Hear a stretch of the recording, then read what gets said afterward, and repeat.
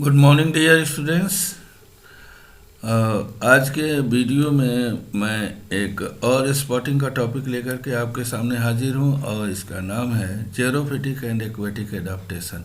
यानी एडाप्टेशन के अंदर दो तरीके के जो कंडीशंस हैं, दो फिजियोलॉजिकल कंडीशंस हैं, जियोग्राफिकल कंडीशंस हैं, उसमें how the plants and animals are adapted themself study करेंगे।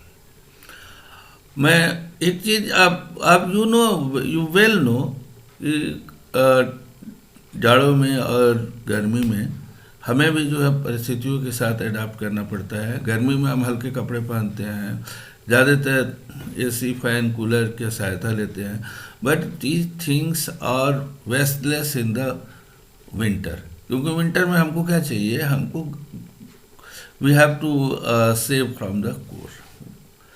जो ठंड है उससे हमें बचना चाहिए। तो उसके लिए हम अलग अलग तरीके के जो है वो फिजियोलॉजिकल एक्शंस जो है अडाप्ट करते हैं हमारी बॉडी, और हम मॉर्फोलॉजिकली भी अपने आप को सेव करने की कोशिश करते हैं। तो जो भी बिहेवियरल या चेंज होता है या फिजियोलॉजिकल चेंज हमारी बॉडी के अंदर होता है to adjust with the situation, उसको हम लोग एडाप्टेशन कहते हैं। और इसी एडाप्टेशन के ऊपर हमारा ये वीडियो है, और इसमें दो आपके प्रैक्टिकल क्वेश्चंस आपसे टू स्पॉट पूछे जाते हैं। एक जेरोफिटिक एडाप्टेशन जिसमें प्लांट या एनिमल में से कोई एक प्रीफर किया जाएगा, और इसी तरह एक्वेटिक प्लांट या एनिमल में से कोई एक आपको स्पॉट दिया जा सकता है। ठीक है, तो जैसे कि मैं पहले से बताते आया हूं कि आपको स्पॉटिंग में क्या लिखना है। The first point should be identification. जो स्पॉट आपको दिया गया है वो उसका आइडेंटिफिकेशन वन फोर्थ मास का होगा। उसके बाद से आप हाफ मास का जो कमेंट सेक्शन होता है उसमें एटलीस्ट 4 कमेंट आपको लिखने हैं जो स्पॉट है उसके बारे में। और लास्ट पोर्शन जो होता है आप रफ डायग्राम बनाएंगे जो 1/4 मार्क्स का होगा। यानी 1 मार्क्स का क्वेश्चन होगा, 2 मिनट आपको टाइम अलॉट होगा। ठीक है, तो ये चीज़ें मैं बार बार बताते आ रहा हूँ और इस चीज़ को आप ज़रूर फॉलो करेंगे। Let's see the spotting. Spotting में खास बात क्या है, पहले हम जेरोफिटिक एडाप्टेशन की बात करते हैं। तो जेरोफिटिक मतलब जहाँ पे वाटर कम होता है, यानी an habitat where water is less. और ऐसे हैबिटेट में कोई भी प्लांट या कोई भी एनिमल, उसके लिए 2 चीज़ें ज़रूरी होती है। पहला चीज़ how to get water, water को कैसे गेट करें, and how to conserve water, यानी जो भी वाटर हमारे पास है उसको हम कैसे कंजर्व करें। तो उसको मतलब to get water and to save water, दोनों कंडीशंस के लिए जो स्ट्रक्चरल और एनाटॉमिकल चेंज प्लांट या एनिमल की बॉडी के अंदर होते हैं, टू escape द सिचुएशन या to fight the situation of less water condition, उसको हम लोग जेरोफिटिक एडाप्टेशन कहते हैं। इसके बाद से देखिए अब स्पार्ट 1, इसके अंदर आपको जेरोफिटिक प्लांट को मैंने लिया है। इसमें जो पहली पसंद होती है वो होती है अपुंसिया। ये बहुत इंपॉर्टेंट, कॉमनली मिल भी जाता है। अपुंसिया के अंदर क्या क्या आपको इस एडाप्टेशन को शो करना है। तो स्टूडेंट्स एक बात ध्यान रखना, आपको याद करने के लिए बहुत आसान तरीका बताता हूँ। आप जानते हो कि कोई भी प्लांट है उसके 3 पार्ट होते हैं, रूट, स्टेम और लीफ। अब आपको ये देखना है कि रूट में क्या एडाप्टेशन है, लीफ में क्या एडाप्टेशन है, स्टेम में क्या एडाप्टेशन है। अब इससे क्या होगा कि आपको ये क्लियर हो जाएगा कि अपुंसिया में जब चेंज आप लिखेंगे तो जेरोफिटिक उसका एडाप्टेशन होगा। देखिए क्या है, पहला पॉइंट रूट पर गलें तो root are spread over soil surface of water absorb from superficial strata of soil water from the superficial strata of soil. देखिए वाटर बहुत ज़रूरी है, तो इनके कुछ रूट्स जो होते हैं वो सुपरफिशियल अर्थ सरफेस पर होते हैं ताकि ये मॉइस्चर से वाटर को एब्जॉर्ब कर सके। दूसरी चीज़ होती है जो यहाँ पे मैंने शो नहीं किया है, बट आपको बता दूँ कि इनकी जो रूट होती है वो बहुत अंदर, मतलब inside the soil, depend to the soil, अंदर सॉइल के अंदर डेप्थ में गई होती है। यानी जो रूट होती है they are longer than the stem in search of water, यानी वाटर के सर्च में इनकी रूट लंबी होती है। कुछ रूट जो है वो सॉइल के सुपरफिशियल स्ट्रेटा में प्रेजेंट होते हैं जो वाटर को, मॉइस्चर को एब्जॉर्ब करते हैं। अब रूट के बाद स्टेम पे आ जाइए। स्टेम में देखिए, स्टेम क्या होगा, thick, succulent and adapted to retain water, यानी ये उनकी स्टेम थिक होगी, सैकुलेंट होगी, ग्रीन होगी, लीफी लीफ लाइक होगी, तो फ्लैट होगी। तो इसी ये क्या करते हैं कि लीफ की तरह ये काम करते हैं एंड फोटोसिंथेसिस कंडक्ट करते हैं।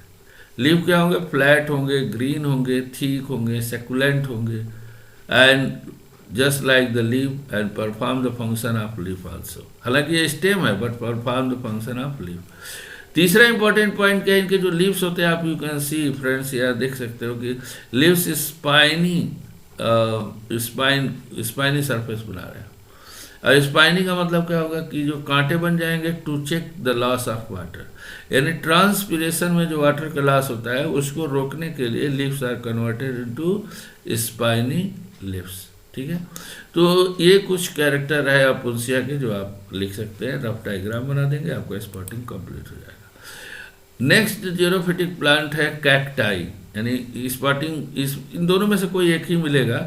कैक्टस, यू नो, कैक्टस में क्या होता है, stems are sufficient if stem के, अब स्टेम रूट लीफ की बात कर रहा हूँ, रूट इनके भी लॉन्गर होंगे स्टेम की तुलना में, और स्टेम क्या होगा, स्टेम सफिशिएंट मैकेनिकल टिश्यू होंगे जो इनको ड्रॉट कंडीशन में इनको सुरक्षित रखेंगे। यानी देखिए क्या है, mechanical tissue with stand drought condition escape करने में हेल्प करेंगे। दूसरी चीज, स्टेम सैकुलेंट होंगे, एडाप्टेड टू रिटेन वाटर। देखिए जहाँ भी सैकुलेंट लीफ होगा वहाँ फंक्शन क्या, सैकुलेंट स्टेम होगा वहाँ फंक्शन होगा to retain water. Flat green leaf है, इसका मतलब फोटोसिंथेसिस। तो इनके भी जो स्टेम्स होते हैं वो ग्रीन होते हैं एंड दे परफॉर्म फोटोसिंथेसिस। ऐसा नहीं कह सकते हैं कि अपुंसिया की तरह फ्लैट होते हैं, लेकिन जो ऐसा भी हैं, सिलेंड्रिकल भी हैं, तो ये ग्रीन होंगे एंड परफॉर्म फोटोसिंथेसिस। ये जेरोफिटिक का बहुत इंपॉर्टेंट कैरेक्टर है। लीव्स क्या होंगी, स्पाइन में कन्वर्ट हो जाएंगी ताकि जो ट्रांसपिरेशन से जो वाटर लॉस है उसको चेक कर सके। तो ये दो प्लांट थे जो अपन जेरोफिटिक प्लांट जिनमें आप एडाप्टेशन को एक आप तैयार कर सकते हैं। इसके बाद से जेरोफिटिक एनिमल, जेरोफिटिक एनिमल में क्या होता है एडाप्टेशन, यू नो कि जेरोफिटिक प्लांट और एनिमल में से कोई एक आपको स्पॉट मिलेगा, बट आपको कौन सा मिलेगा आप जानते नहीं हैं, इसलिए आपको दोनों तैयार करना चाहिए। जेरोफिटिक एनिमल में जो कैमल है उसमें क्या एडाप्टेशन होता है, तो कैमल डेजर्ट एनिमल है जिसको commonly sheep of the desert. पहला पॉइंट तो आप आइडेंटिफिकेशन लिखेंगे, तो आइडेंटिफिकेशन में क्या लिखेंगे, this is part is a xerophytic animal. आप कैमल पे फोकस नहीं करेंगे, आप camel desert animal, it is a camel desert animal called camel. अब कैमल में अब इसमें क्या कैरेक्टर है, तो camel can store sufficient water almost more 2 to 3 week, sufficient water that is that में provide water to 2 to 3 week. मैंने एक बार ही पानी पी लेगा तो 2 से 3 हफ्ते तक पानी की जरूरत नहीं होगी। उसके बाद जो सबसे इंपॉर्टेंट चीज़ है, सेव वाटर को कैसे सेव करता है, बाई एक्सक्रीटिंग कॉन्सनट्रेट यूरिन, इसमें वाटर लॉस कम हो जाएगा। तीसरा जो फंक्शन है, इसके जितने वाइटल ऑर्गन है, nose, ear, eye, mouth are situated at very high on the body which help in protection. मतलब आप यूँ कह सकते हैं कि नोज, ईयर, आईज और माउथ की सिचुएशन ऐसी होती है जिससे कि कम से कम वाटर लॉस होता है, ठीक है ना। इसके बाद से कैमल के ये डायग्राम तो आपको देना ही देना है। तो एनिमल में आपको एक ही केवल मैंने कैमल सजेस्ट किया है स्टडी के लिए। नाउ एक्वेटिक एडाप्टेशन, तो एक्वेटिक एडाप्टेशन में प्लांट और एनिमल अलग अलग होंगे। तो सबसे पहले हम देखते हैं एडाप्टेशन इन द प्लांट, ठीक है। एडाप्टेशन इन अब प्लांट में हमने हाइड्रिला लिया हुआ है। तो देखिए एक्वेटिक प्लांट में भी जब हम डिस्क्राइब करेंगे, देखो पहला तो आप आइडेंटिफिकेशन दोगे, उसके बाद जो 3-4 कमेंट लिखोगे, तो कमेंट में आप इसके हाइड्रिला जो कोई भी प्लांट आपको प्रोवाइड किया जाए, एक्वेटिक कोई जरूर नहीं है कि हाइड्रिला ही प्लांट किया जाए, या तो लोकेलिटी में अवेलेबिलिटी के ऊपर डिपेंड करता है। तो कोई भी एक्वेटिक प्लांट हो, उसमें जो कुछ एडाप्टेशंस होते हैं जनरल होते हैं, उनको भी आप रूट, स्टेम और लीफ की कैटेगरी में डिवाइड करके और लिख सकते हैं। जैसे रूट्स होते हैं, जो जितने एक्वेटिक प्लांट होते हैं, मैं not I am speaking specially about the hydrilla, in all the aquatic plant root system is either absent are poorly development. जैसे हाइड्रिला में एब्सेंट होता है, लेकिन बहुत सारे एक्वेटिक प्लांट होंगे जिसमें प्रेजेंट होगा, लेकिन वहाँ तो कोई वाटर के अंदर होते हैं, वाटर को एब्जॉर्प्शन करने की बहुत ज़्यादा जरूरत नहीं होती है, from all body surface they can absorb water, so it is poorly develop. दूसरी चीज़, मैकेनिकल टिश्यू का, जैसे स्केलेटन कायमा और कोलेन कायमा होते हैं, वो एब्सेंट होते हैं। मैकेनिकल टिश्यू क्लोरीन कायमा, स्केलेटन कायमा और क्लोरीन कायमा एब्सेंट होते हैं, क्योंकि इनको पानी के वाटर के मूवमेंट के साथ ही तो मूव करना है। Stomata, that is another important character. Stomata either absent, या तो एब्सेंट होगा, और अगर प्रेजेंट होगा तो अपर सरफेस पे होगा। रिमेंबर, जनरली एरियल प्लांट होते हैं उनमें लोअर सरफेस पे होता है, लेकिन इनमें अपर सरफेस पे होगा। इसका कारण है कि लोअर सरफेस तो वाटर के कांटेक्ट में रहता है। ये जो अगला कैरेक्टर है चौथा, ये बहुत बहुत इंपॉर्टेंट कैरेक्टर है।